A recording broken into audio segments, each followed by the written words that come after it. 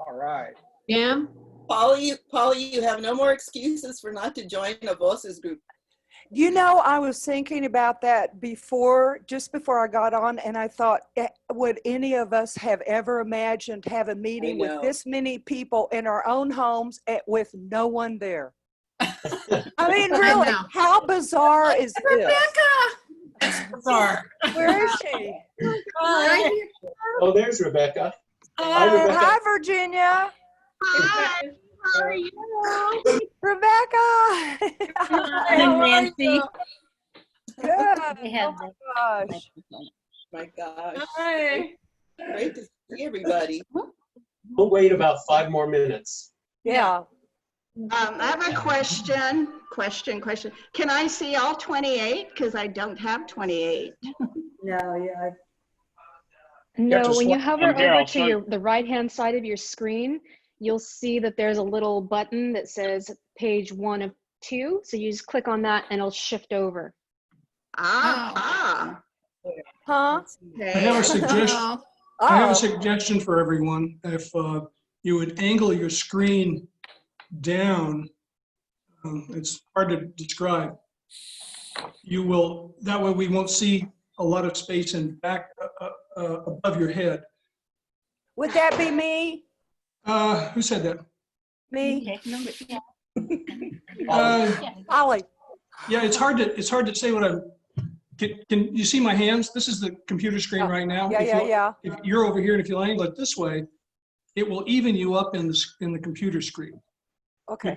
Your camera's up usually high on the screen in the middle, and so you have to sort of equalize it. You're fine. Oh, now you're telling me I'm okay? No, you could still turn it a little. Oh, I don't know how to do. Oh, I know what it is. I'm turning the screen. I need to be turning the camera. Thank you. Oh, okay. Hey, FYI, everybody, there's a couple of different views on this, and if you're not on a screen where you can see about 20 people, you're probably on the wrong one. On the top right hand, it'll say either speaker view or gallery view. Yeah. If you click on gallery view, that'll give you the most folks that you can see at one time. There you are. Wow. Oh, I just did that. That's great. And it looks like we already have 2 screens. So to the left and to the right, if you take your cursor, you'll see an arrow that says 1 of 2. So we actually have 2 pages going on with people. Oh, hi. Oh, no, this is the same group, isn't it? So if you go to 2 though, you've got the rest of them. So there's no like everybody because our screens are too small. Right? Yeah, well, there's probably a limit of how many people can fit, and it looks like you guys beat the limit. Uh-oh. Oh, Carmen. We'll find out. There's 28 of us now. Yes. Scott Horton. Welcome, Scott. So we're missing out. Hi. Hi, Scott. Yeah, we'll Just a couple. This is more amazing. minutes. It's just amazing to sit here and watch all of you. It is. It's hard to believe that you can do this. I think so too. I totally agree. It's from all over the world. Yes, all over the world. Very cool. Good idea. Now, Rebecca's in Canada, right? That's right. I'm in Montreal. Wow. You have snow? We don't. We have heat wave. Oh, We went from good snow for at you. the beginning of May to heat wave now. Scott, where are you, Scott? I'm in New York right now. Oh, in New York, okay. Because I saw Europe on your Facebook page as well. So Yeah, usually I'm in London, but right now everything's shut down there. Oh, true. Hi, Martha and Mike. Did we see? Hi. Hi, Martha. I just saw you in the Martha, corner. Mark. Where? What? Can you hear us? Huh? Yeah. I can. I can hear you. Okay. Yeah. I didn't know if we had audio. I think we'll go ahead and get started here. Good afternoon to everyone. Buenos dias. Bienvenidos. Yes. My name is Jim Baca, for those of you who don't know me, and I'm one of the co-founders of Voces de Santa Fe. And we have existed for 10 years now. And this is our first video conference ever. So far, it's looking really good. This is one way of allowing people that are out of state and out of country to get together with us, which I think is the biggest advantage of this. So it's great. We're going to start off with everybody being muted. And but towards the end of our meeting, we'll unmute individuals so that you'll have an opportunity to introduce yourself and let us know where you're calling in from, and maybe take 30 seconds to tell us a bit about yourself. But yeah, we now have over 1,600 members worldwide. On this screen, I'm seeing several countries represented and several states represented. So this is amazing. It really is. But this is something that's very new for us. So hopefully this whole thing will be glitch free, but maybe it won't. And so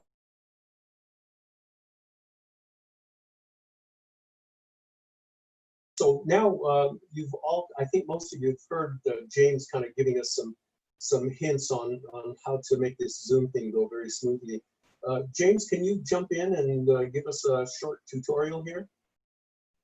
Yeah, I think it looks like everybody's got it going, but just real quick, just in case, I'll go over a quick few areas. And keep in mind, there's a chat button on the bottom. That's probably the easiest way to communicate with me or anyone else if you are having problems. But just real quick, let me share my screen real quick. So I just kind of put together a couple of quick screenshots. This is what your menu bar should look like. Down below, mute, start video, security, etc. The ones that you really got to worry about is muting and unmuting yourself. I just muted everybody, so I can't hear nobody right now. But this arrow, if you're having problems being heard or listening, that arrow will give you some options that'll pop up. Same with video if you're having issues with video. Don't worry about security, obviously. Participants, if you want to look at the list of who's there, that's an easy way to do it. And I'll show you a quick screenshot of that. Chat, that's the chat button that I'm talking about. Esteban's the only one besides myself that'll be sharing a screen. This meeting is being recorded, FYI. Nothing here that you guys got to worry about unless you want to throw a thumbs up emoji or something like that. This is what the participant list will look like if you want to see who's on there. And this is what the chat room will look like. You can chat to everyone, group, or if you hit this little down button right here, it'll give you can actually chat with somebody individually. When it's time to have everybody introduce themselves, etc., I will unmute you. You'll get a message like this from me, and all you do is click on mute and you're good to go. So I think just in case, there's two views that you can go by right here. This will be more of the speaker and short view.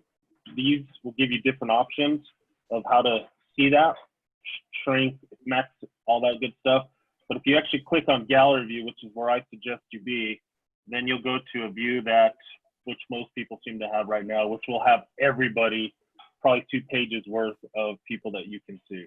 So I think besides that, is there any questions before I mute myself? Anything anyone needs at this point? Oh, no, but even if you were saying yes, I couldn't hear you. Just a quick note. Just a quick note. When you go into chat and you do a personal chat or private chat to somebody, be sure that if you decide to then chat with everyone, you go back in and you say to everyone, because otherwise the thread will only be a private chat to that certain person. That's happened to me a few times, so I just thought I'd bring that up. Great feedback. Oh, and the last thing I'll mention on the chat, that's where we're going to take questions during the presentation. We would ask that everybody types in their questions during the presentation, and at the whenever the time is right, we'll go over those questions. But chat them to everybody and chat them in there, and I'll grab them and we'll go over them when we get to go ahead. So I think that's it. Sounds good. Sounds good. Maria's going to be introducing our guest speaker here, And once Estevan has spoken, we will go ahead and read whatever questions may have come in from the chat room and answer them as time permits. But I think we should be okay on time. And after the question and answers, then Stephen will jump in and kick off the individual introductions and maybe share some words of wisdom. So Maria, it's to you.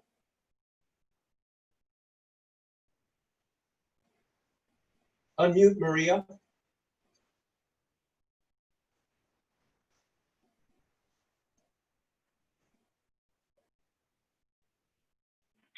Hold on just a sec. I think this is Maria. She has.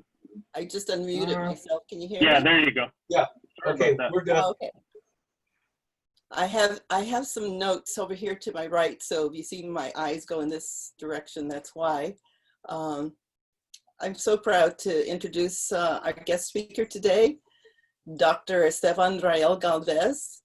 This is the second time he actually is a presenter to our Voces group. The first time was back in October of 2017 at El Farol. When we got together, there were about 70 of us who gathered at El Farol to discuss the personal histories of Canyon Road.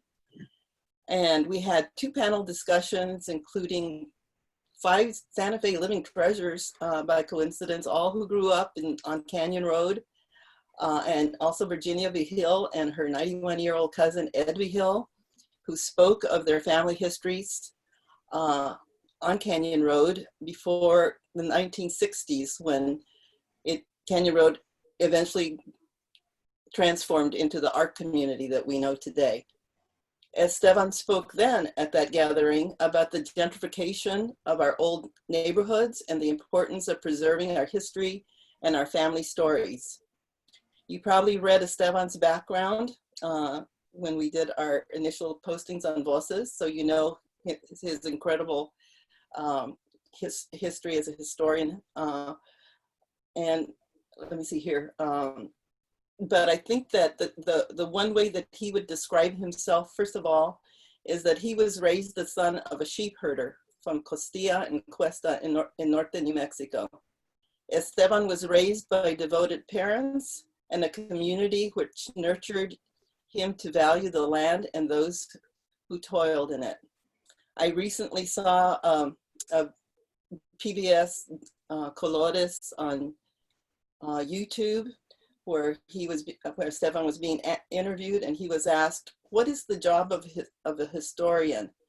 Estevan quoted one of his favorite writers, Eduardo Galeano, who said, "I am not a historian. I am a writer who would like to contribute to the rescue of the kidnapped memory of my land and my people."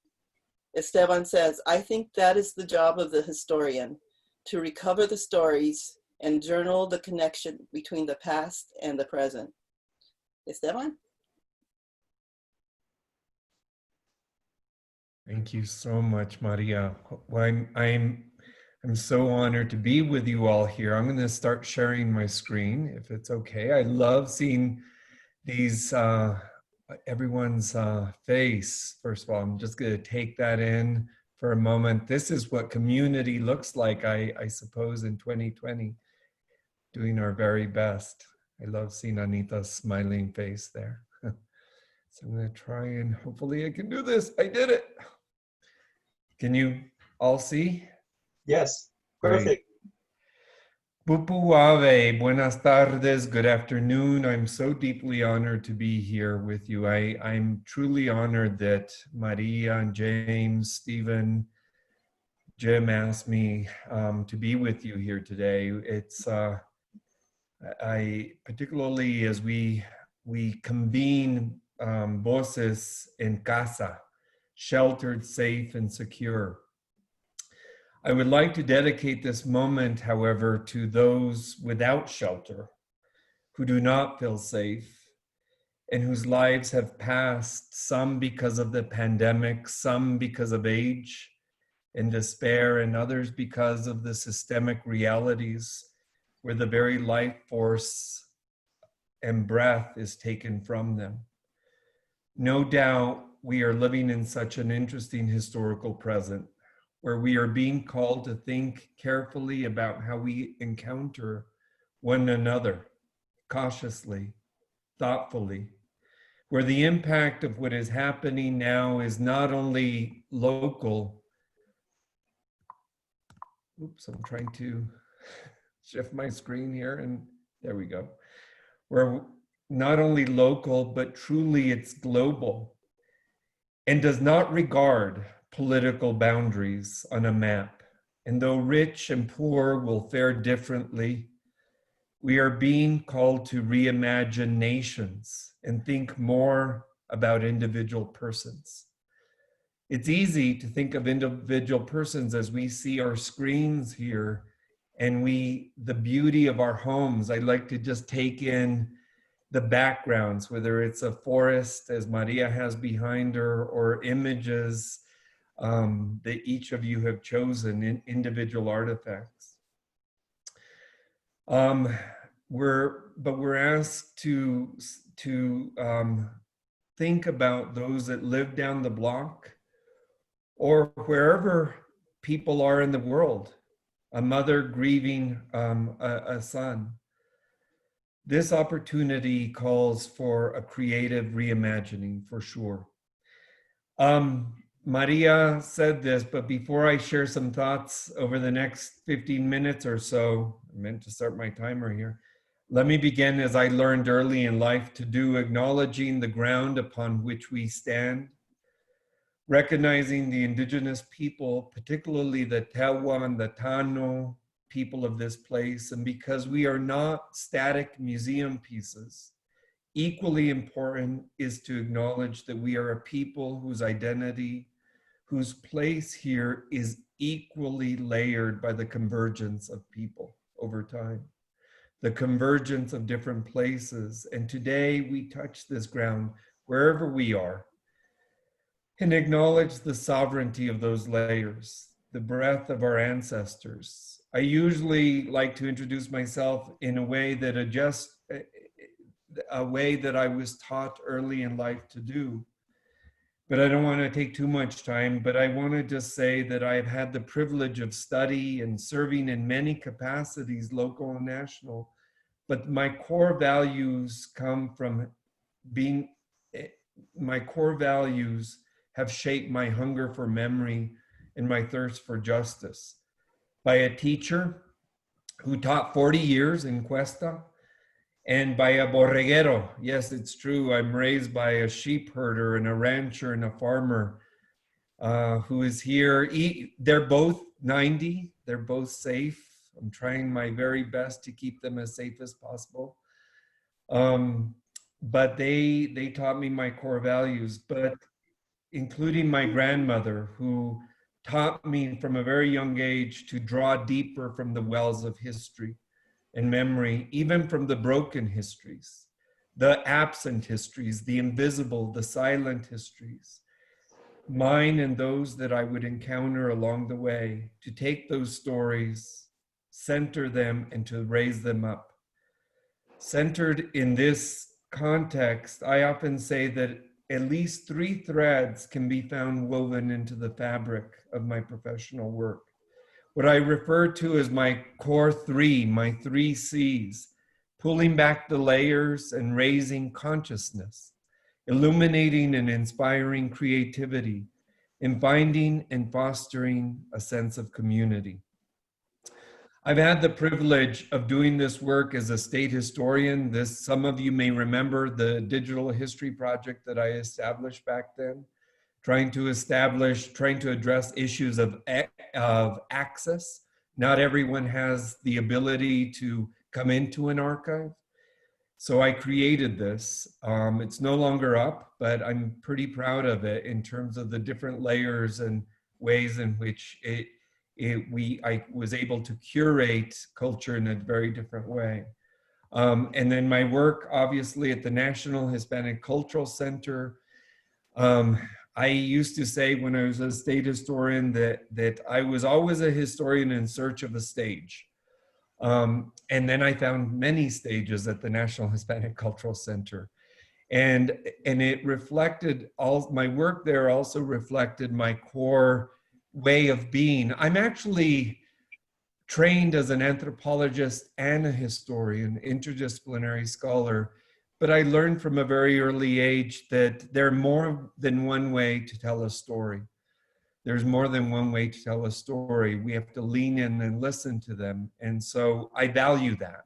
And because of that, I was drawn to the arts.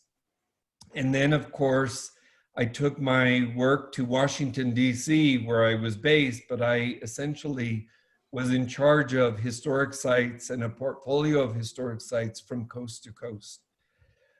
And really, it was my way of actually bringing to fore all of my passions around story and place, but also shaking these places up. You know, the National Trust was in charge of 7 different plantations, and in not a single one of them were we talking about race. And so I came in and I stirred it up, as some of you know I do. So, and you know, I try to do that in a way that is thoughtful, that opens up the complications and allows us to see the humanity of individuals in different ways. I love my work there. Was there 5 years, but there's no place like home. And 5 years ago or so, I made a decision to return home. Part of it is that my partner's family my partner was here, my parents were aging, and I needed to get back to my writing. And so while some of my work as a consultant and a strategist is situated as far away as the Middle East, sometimes I have to get up at ungodly hours to actually have some conversations now. I'm most happy when that work is situated right here at home, in the place that is based on several projects that I have been working on and I continue to work on. And I wanted to just skim over them briefly if I could, recognizing that time is a constraint. In 2016, my firm was engaged to design, plan, and develop the first cultural plan for the city of Santa Fe, which I developed not from the institutions down, though yes, I had conversations with the opera, with galleries, with museums.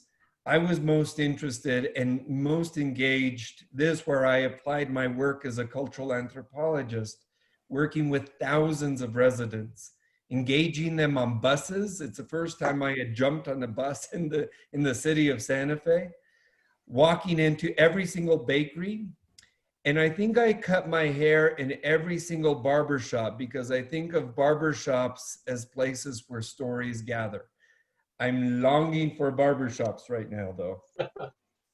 It culminated in a final document, this one, Culture Connects Santa Fe, addressing the meaning and value of culture, but it also surfaced the tensions and the challenges, which I always see as opportunities.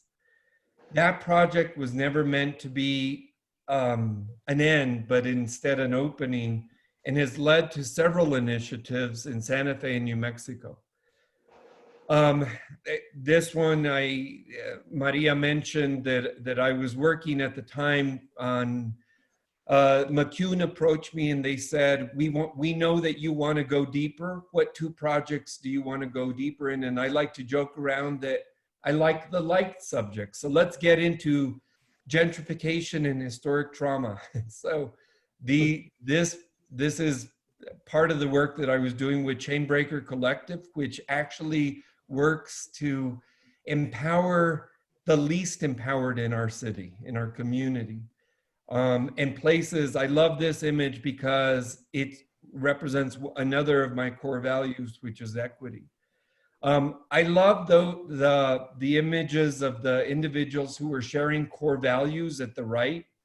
I love this project that I worked on. It's on my website, which I'll share at the end of this. But these are the core values that we were gathering at Walmart. I said to myself, if we're going to gather in a place, we gathered some in the plaza, but a new type of marketplace where there are more individuals in our community gathering now than any other place.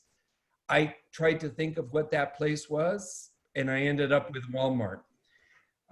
So that's where we started to gather some of these stories. Following 2 years of planning and gathering oral testimony, another project that I worked on was, and I'm just going to start a video here. Let's see, hopefully you can.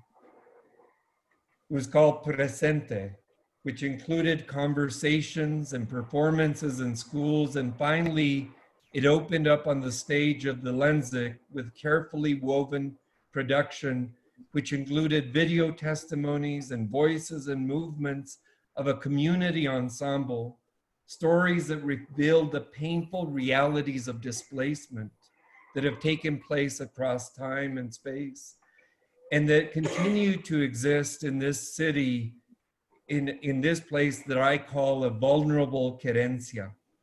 To respond to it, recognizing both the absence and the continuing presence of people who are struggling with the loss and displacement, we stage that. As I've always said with this work, it is a process. I didn't want it to culminate on the stages of the Lenzik. In fact, I actually want it, as we're going to start to do, or we plan to do this year, to stage it in neighborhoods across the entire city, not in a privileged space like this. I love that it was at the Lenzik, but I'm going to just quiet it down so you can hear a moment. Now layered and modern. It was and is still her place. A place of rest for white shell woman.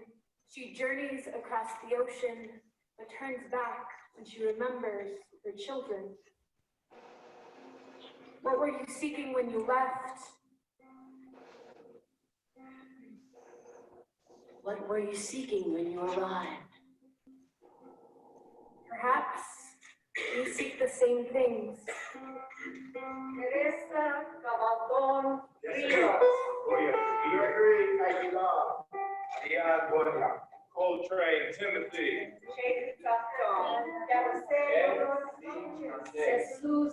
I'm going to just skip ahead.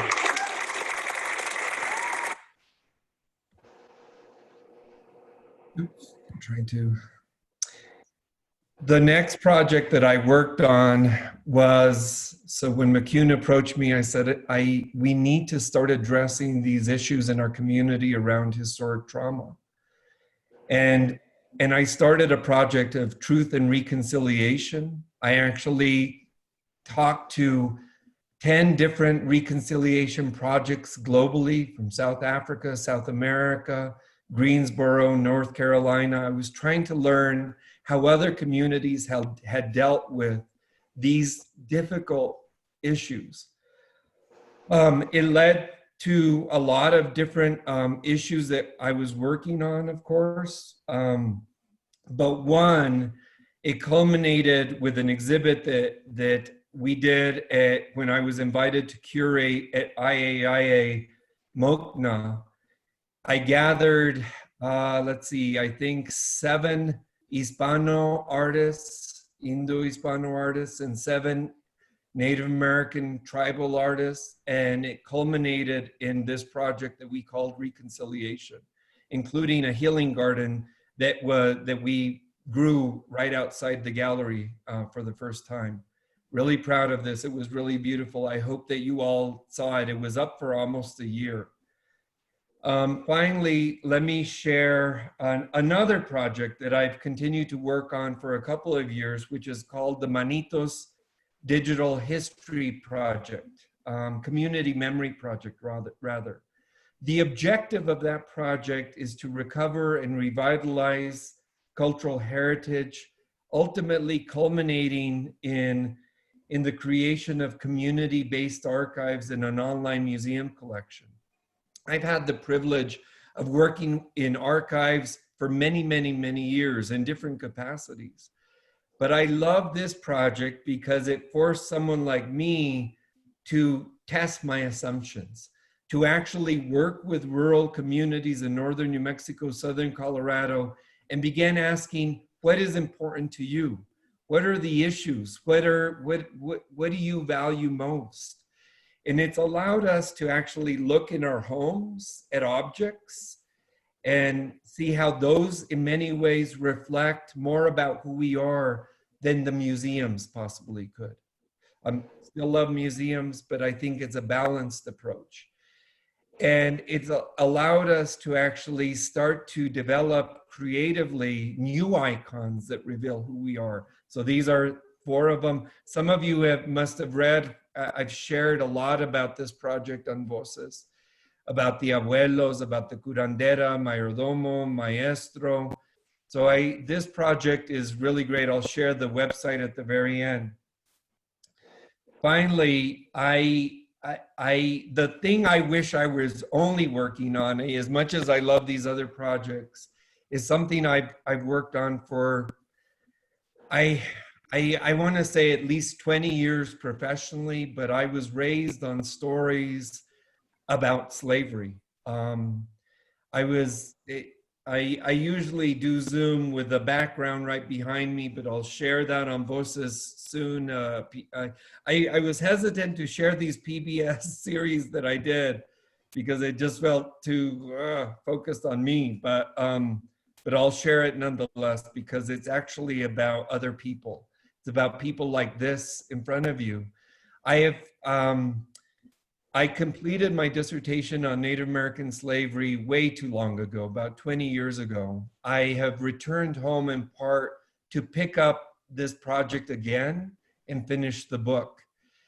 I've been working on an exhibit as well, possibly that will take place at the Smithsonian in several years from now. But I'm also working on an archive that I'm calling Unbound.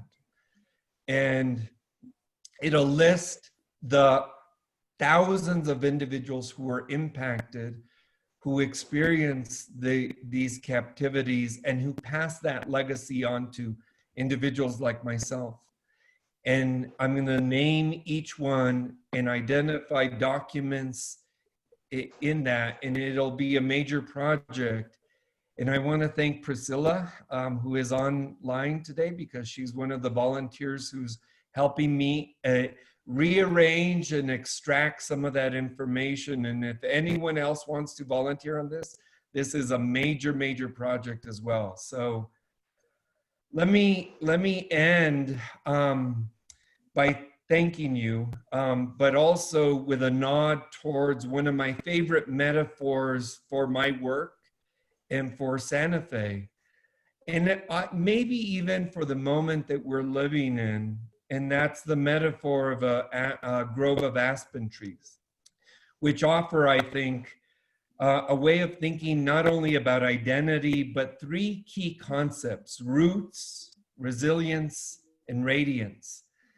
As many of you know, the aspen trees often crop up after a fire has devastated a mountain, and the mountain is working to heal itself from what has happened in the past. And that resilient growth is a reflection of that healing.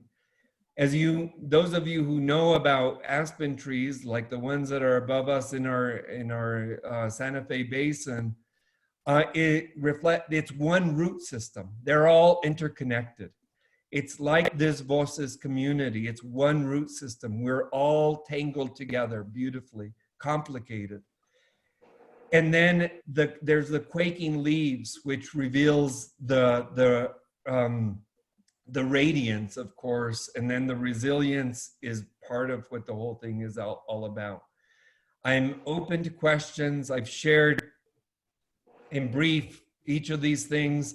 You can learn a little bit more about my work at my firm, Creative Strategies 360, and about the Manitos project at manitos.net, which is our blog. But I'm happy to stop my screen sharing now and go on from there. Thank you, Esteban. That was amazing. I'm sure everyone was truly enjoyed that. Very, very good, very good.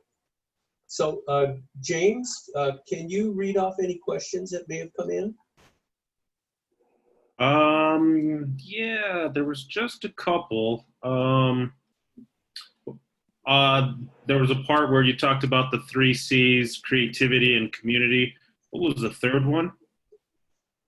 Consciousness, raising consciousness. Oh, never mind. Somebody answered that in the chat room already. All right. This is from Scott Horton. Do you expect to produce a book based on of mud and memory?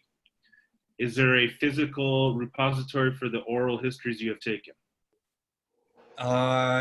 I'm not planning to produce a book on mud and memory necessarily, though the book that I am working on is about the silence of slavery, Native American slavery in the Southwest, that I've been working on for a long time. Though if I can finish that, I'll open up the possibility of other books, certainly. But the other question, James, was? Is there a physical repository for the oral histories you have taken? A physical repository. It's a really good question. For the Manitos project that we've been working on, we didn't want to assume that communities wanted a physical repository, and it varies from rural village to rural village. For instance, in Abiquiu, they actually do want their archive to be both digital, available to anyone online, but also available in the Abiquiu library. So it'll vary from community to community. I think at the end, once we start to collect these oral histories and scan documents or photos, we are starting to also work with the University of New Mexico to create a virtual archive, but I can imagine that we also, if we take in artifacts or documents, that we won't work with one of the existing archives. No need to create a new one. We'll have about 5 more minutes of questions, and the ones that we don't get to, we'll get those to you, Esteban, and maybe have you email or messenger an answer back. We'll figure that out. Because we do want to have enough time for everybody to go around the room and introduce themselves. Of course, I've taken probably too much time. No. This has been amazing. James, how about 2 more questions? All right, we got one more so far. Mike Taylor asked, what changes took place at the National Trust as a result of your tenure there? Mike, my friend, I love seeing you. So you know, one of there were several things I hope took hold. I was in charge of all of the historic sites. Many of them were house museums. And I used to kid around. It ranged from, you saw an image of the Philip Johnson Glass House, or I didn't show an image of the Rockefeller Estate. Everything from something very high-end to many, many, many house museums. And it was Picasso's that we were charged with stewarding to, I used to joke around, to probably 1 million doilies. And I always wanted to shake that up a bit. Well, one of the first things that I did was I developed business plans for every historic site, or worked with my directors to do that, to actually think about what, you know, sort of how you monetize that in a different way. But more important than that was to think about like the cultural resources. I talked about these as community-based assets. And if they were not working with the community that surrounded them, then it really was not going to be able to survive. There are over 10,000, or there were then 10,000 house museums in the United States. Many of them do not have business models. Many of them don't have community-based models. So I'd like to think that the work that I was doing to pull back the layers, to bring in artists to shake things up, to do away with static-based tours, which is not the way I think about museums. It's about immersing yourself in an experience. So I hope that took a hold. The biggest thing, though, was to actually expand the notions of whose site got remembered. This is something I ended up working with the National Park Service. Of all of those historics, of all of the national registered sites, only at the time, this was an effort led by Secretary Salazar when he asked me to be part of a committee, less than 2% of those sites reflected women's history, and less than 2% reflected people of color. James? Yeah, James? I've got a couple more. Let's see. James? Yeah. I tell you what, let's kind of cut it off there.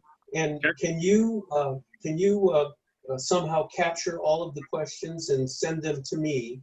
And I, in turn, will send them to Esteban to get his answers. And then we'll post all of that on our Facebook group, along with the video of Esteban's talk here. Got it. I pulled there was 3 left, so I pulled those. Okay, great. Steven. By the way, just to remind everybody, this is being recorded, so we'll send out a link and you can watch this, and all the questions and all the chat are part of that recording as well, just FYI. Perfect.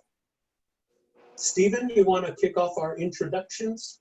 Well, okay, yeah, first of all, let's just give everybody a great big hug and give it a smack on the lips. Let's say this is something really pretty bitchin'. You know, what we've been doing here is really pretty cool. Yes. Well, thank you very much, Esteban, but also a really big thank you to Jim Baca, Maria Montes, and Jim Baca III for putting all this stuff together. Thank you very, very much. I'm very proud to be associated with you guys. What a junk work that was. Very, very cool. A labor of love. So are we going to unmute everybody now? Everybody's unmuted? Yeah, I think, do you have a list of who you're going to ask to introduce themselves? How do you want to do that? No, I'm just going to go around. As we see everybody on the screen right now. You know, all right, I'll follow you on the screen. And I think everybody just go forward and when it's your turn, tell us your name and where you're from, and we'd be glad to hear from you. Also, I want to give a special thanks to a bunch of you people that we haven't seen before, like that have been on here, like Buddy Mays and Scott Horton and all of you guys that have never been in here before. George Pomonos, I haven't seen him for a long time. Hi, George. And to Rebecca. Rebecca hasn't been one of our old-timey folks that born and raised there, but she's just stuck up in Canada for some reason. So all of you folks that are here for the very first time and are joining us, we're very glad that you're here with us. We love it when you're here, and we're going to do this again. We're going to have a whole bunch more fun, you betcha. So go around and somebody get started and just tell us who you are and what you're about. Maylene, start with you.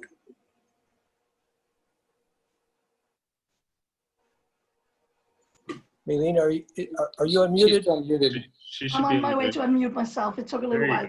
Okay, yeah. Tell us who you are and what you're about. So I'm Marlene Meyer. I live in Denmark, Copenhagen, and right in the middle of of Copenhagen, and I'm made on Canyon Road. My father was from Santa Fe. His whole family was from Santa Fe, and my mom is Danish. And I was made on Canyon Road, and I was brought in my mom's belly to Denmark, and I'm born in Denmark and raised in Denmark. And when I came back, I went to visit my family many times. But when I came back when I was about 20 with my old boyfriend, we were actually taking a picture out on Canyon Road on some of the houses. And my mom's friend saw that picture and said, wow, this is the house where your mom and dad lived in. And I had no idea. I just took the picture because I felt it was fun. So that's a little about me. Fabulous.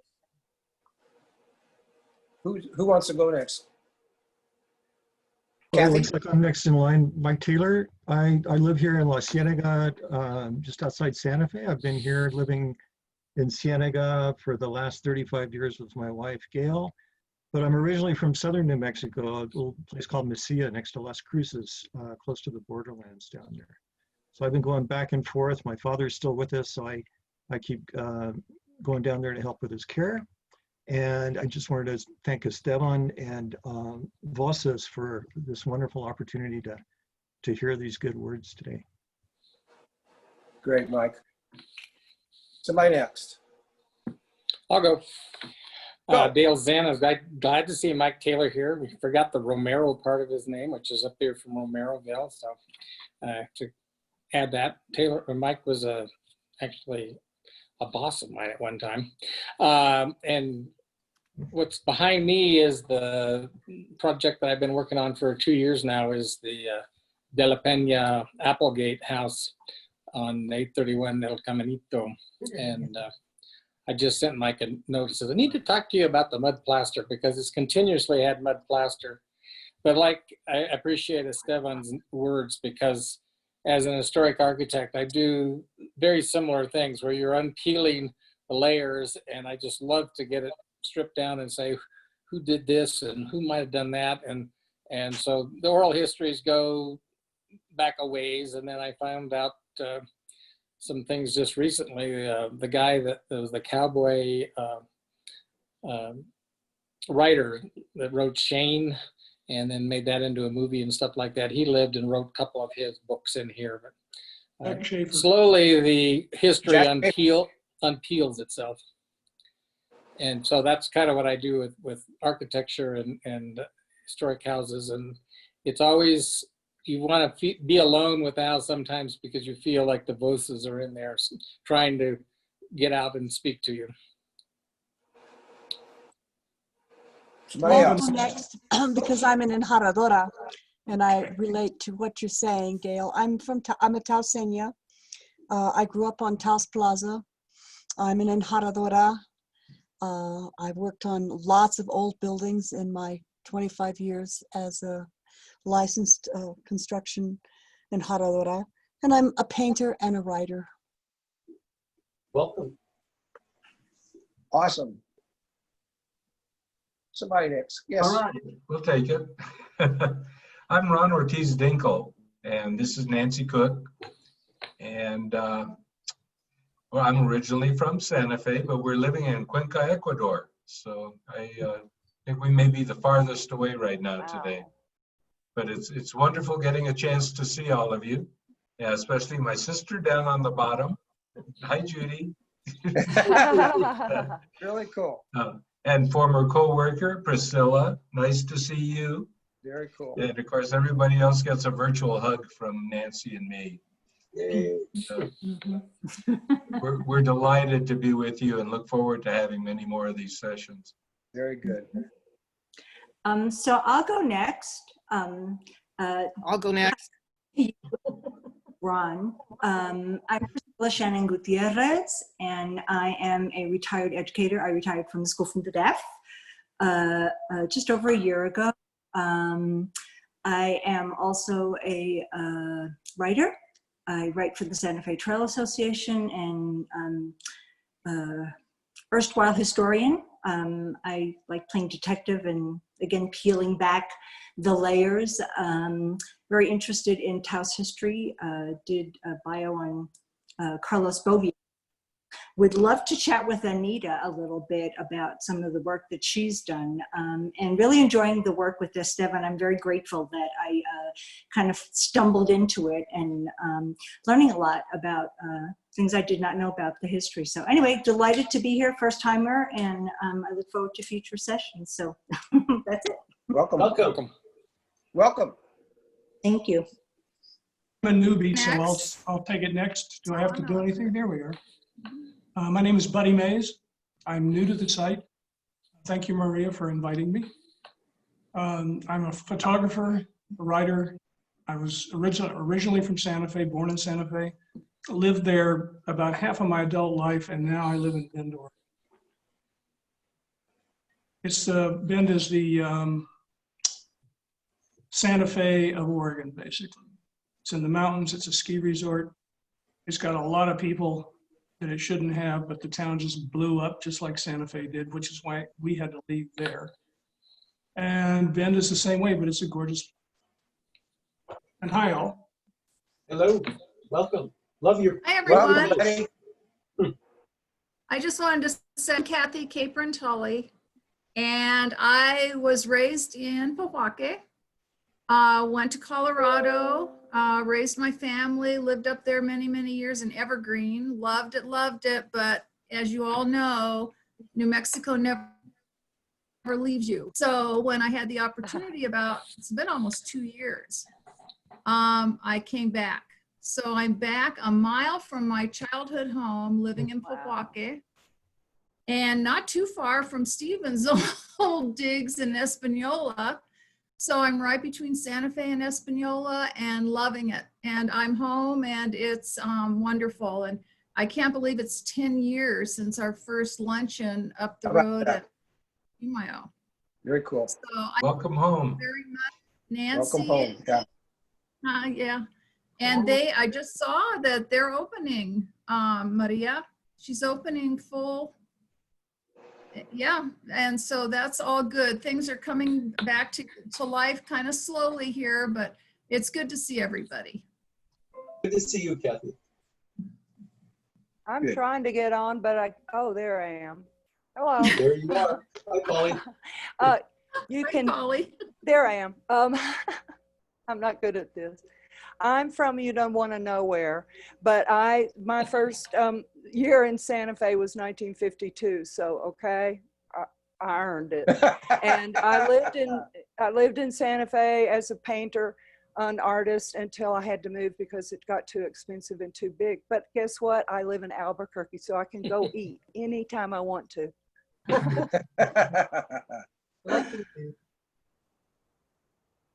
I'll go next. My name is Amanda Quintana Bowles. Born and raised in Santa Fe, currently in South Bay of California. I'm just about an hour and a half south of Maria and Henry. I'm a portrait photographer. I was a 1993 Fiesta Queen, Reina de la Fiesta. And I performed music Nuevo Mexicana for 30 years professionally. My sister Jackie, who passed on back in February. So unfortunately, I've also kind of retired, but hopefully we'll be getting back into it. Miss Santa Fe so much. Thank you for keeping us all together, the whole Voces team. Muchísimas gracias. Much love. Cool. Hi, George.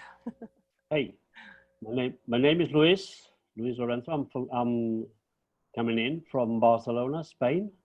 I'm a retired Spanish researcher on basically on Hispano identity and heritage and the problematic conflicts in New Mexico.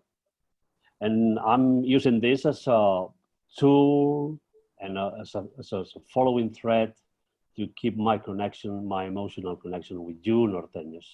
I love you all. I love you all. I'm very happy to be here. Thank you. Good to have you. Thank you, Good to have everybody. you. Thank you, everybody. Welcome. Bienvenidos. I'll go next. Yeah. Rebecca. Hi, my name is Rebecca Crown, and I was born in Santa Fe and raised in Santa Fe and miss it like crazy. I live in Montreal, Quebec, Canada now, which, as you hear me complain all the time, it has it's a wonderful city to live in. Wonderful weather.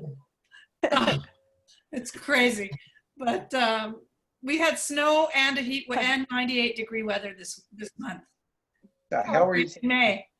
So, yeah, I have a family up here. I'm a craniosacral therapist. I teach a professional training in craniosacral therapy. I'm a quilter. I do fabric art. I'm happy to have come to Montreal and have recovered one of my ancestral languages, which is French.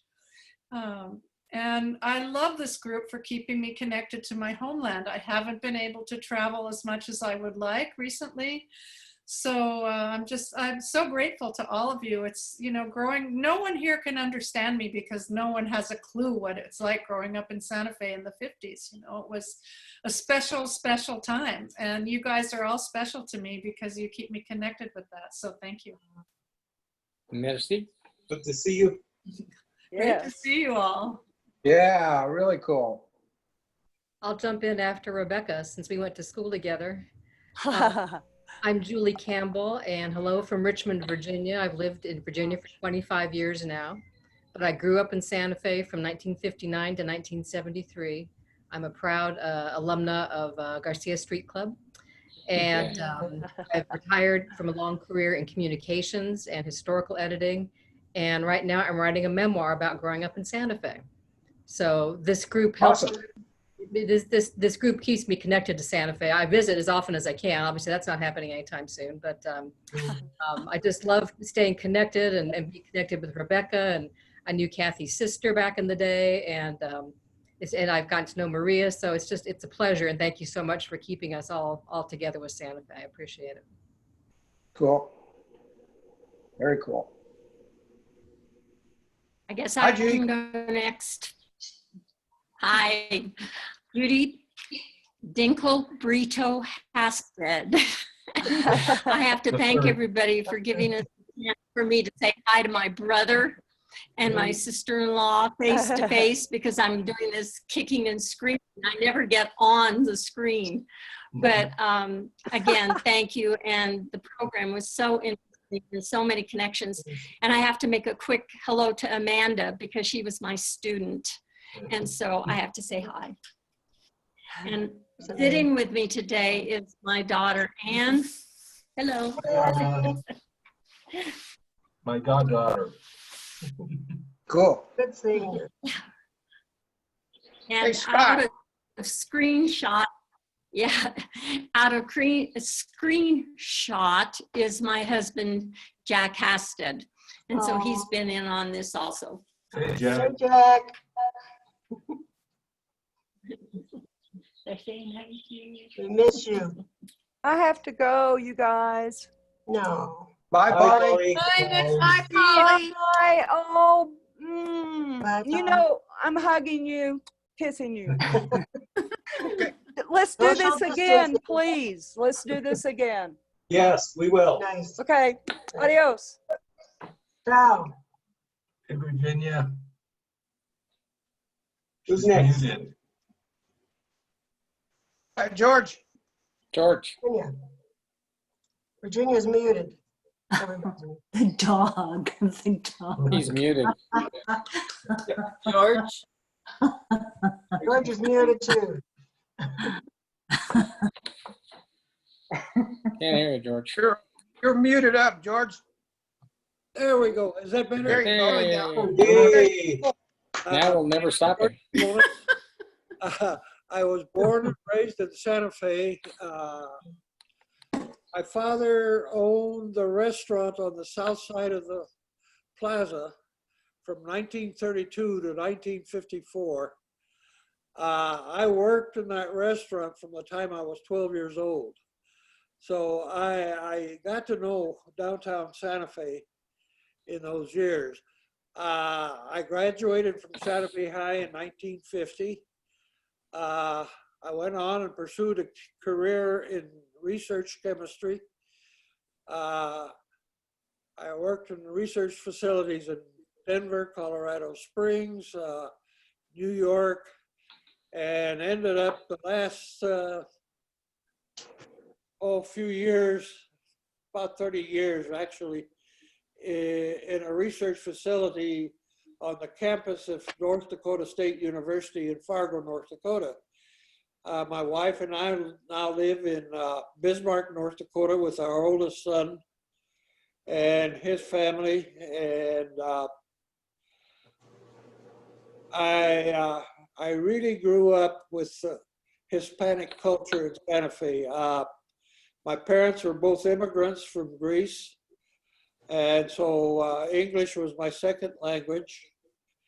My third language is Spanish, which I don't get to practice anymore because there are very few Hispanics up in the northern plains.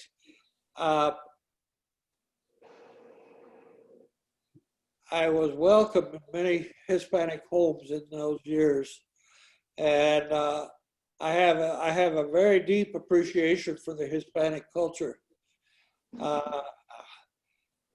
fact, most of my friends, my close friends, were Hispanic. I'd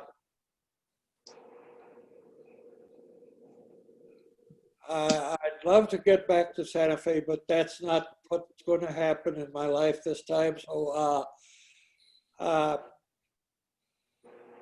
thank Estevan for his talk. I came in a little late.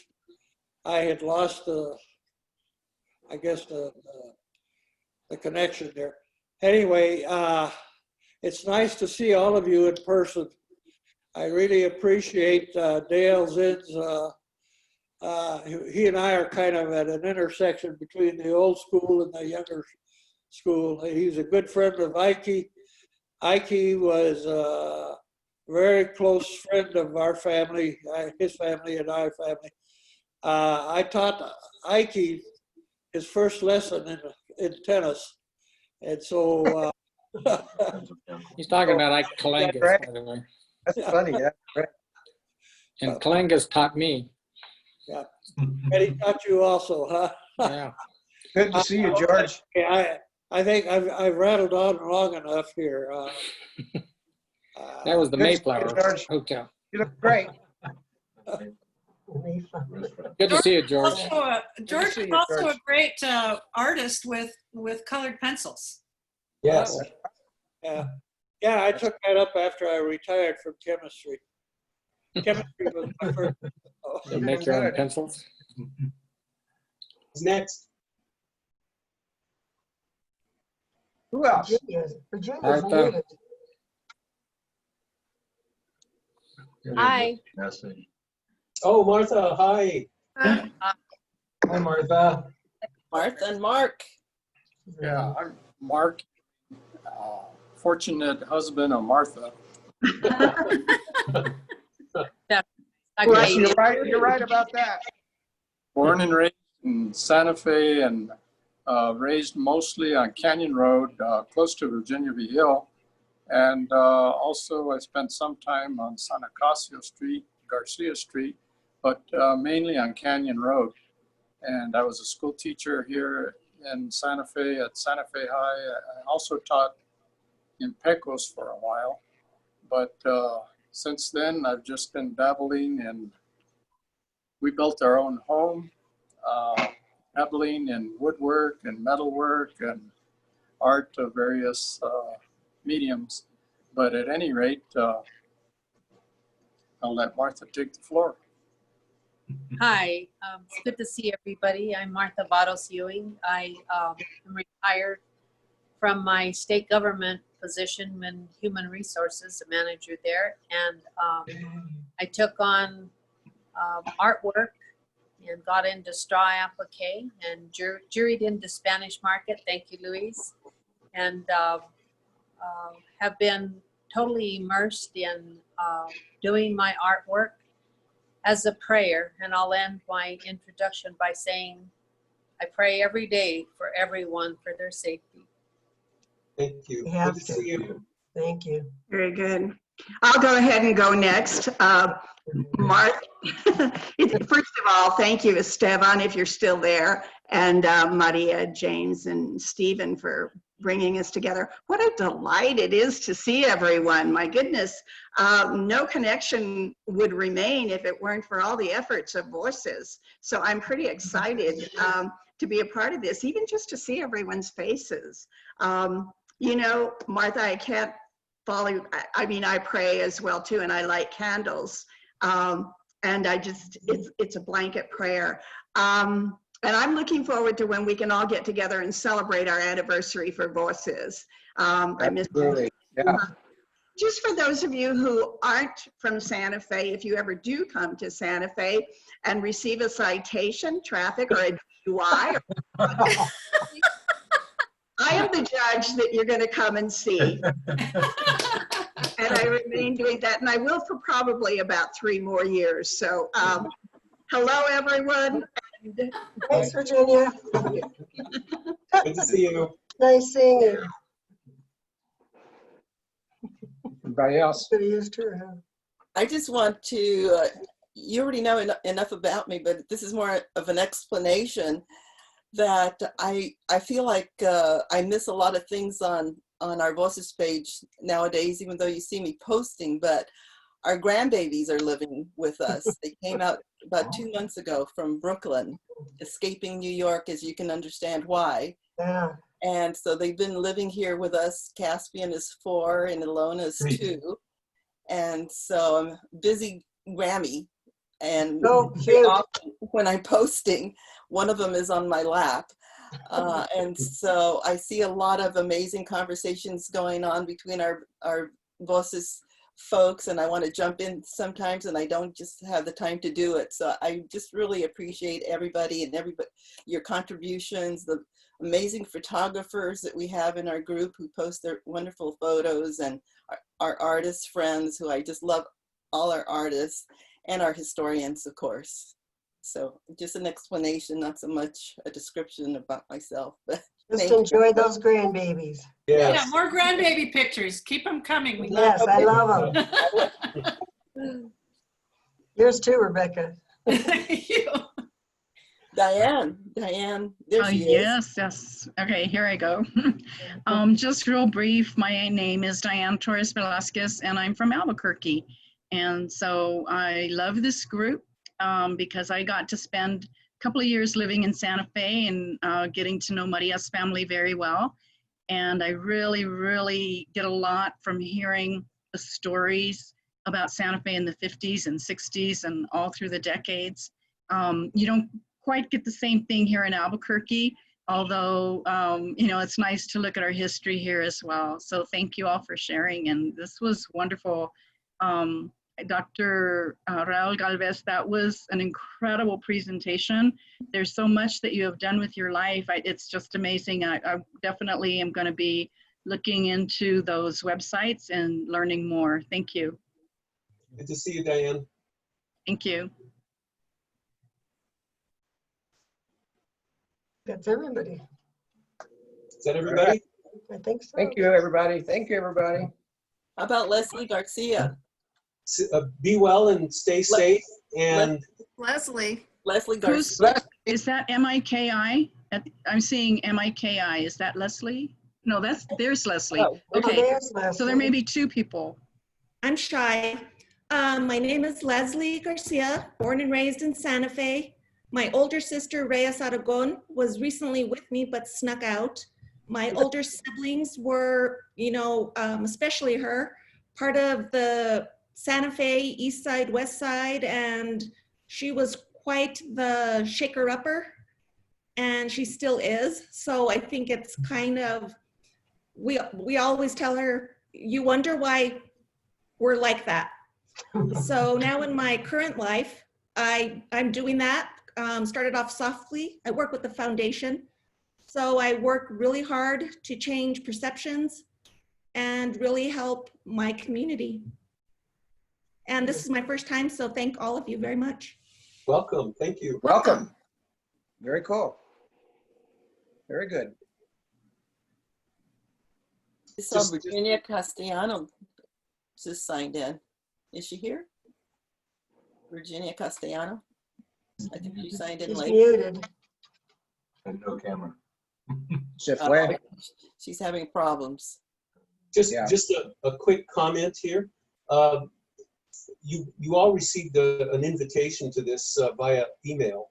And if you can take a couple of minutes and reply to that email with any feedback you might have on this, or ideas or suggestions, I would certainly appreciate it. Very good. Yeah, thank you, Jim. Many thanks to you. Thanks, everybody. For putting it together. Appreciate it. Thank you. Everybody stay safe. Yes, Get together and let's get together and let's go have something to eat. Let's go. Hey, Sophia's. I'll buy you an airplane ticket. I'll get that. I'll do that. Mike Taylor, do you know Denise Chavez in Mesilla? Yes, I do. She went to Madonna High School. Ah. And we were always around Madonna High School when she was there a long time ago. Yeah, Denise is wonderful. Margot's her sister here in Santa Fe. Yes, yeah. They're close friends of mine. I just figured when you were talking before that you had to know each other. Yeah, we do. I recently I'll tell you. posted, she's a well-known Latina author, and I recently posted her taco memoirs, I think it was, and Can't say She's enough. great. She runs a wonderful bookstore down in Las Cruces, right on the Camino Real, Right, right. that specializes in Hispanic and Nice to Spanish meet books. you, Mike. Nice meeting you.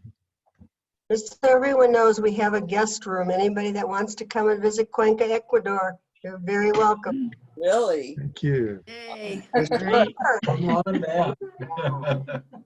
Thank you, Maria. Thank you, Pandemic Stephen. shovels down.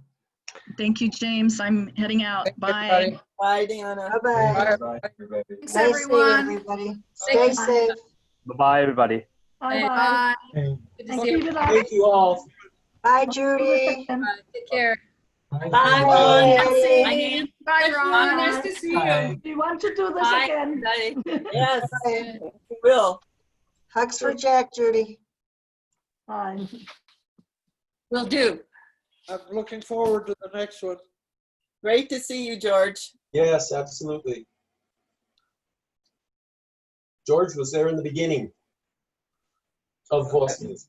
Oh yeah, he was there from the beginning. He should be one of our speakers one of these days. His That's right. memories of Santa Fe, the 40s and the 50s, probably the best time to have lived in Santa Fe. Yeah, I think it would. I think it would. Good to see you all. Bye-bye. We'll do this again soon. Thank you for Great. putting this together. I Thank really you. appreciate it. My pleasure. Bye, Rebecca. Bye. Thank you so much for doing this. This is great. Yeah.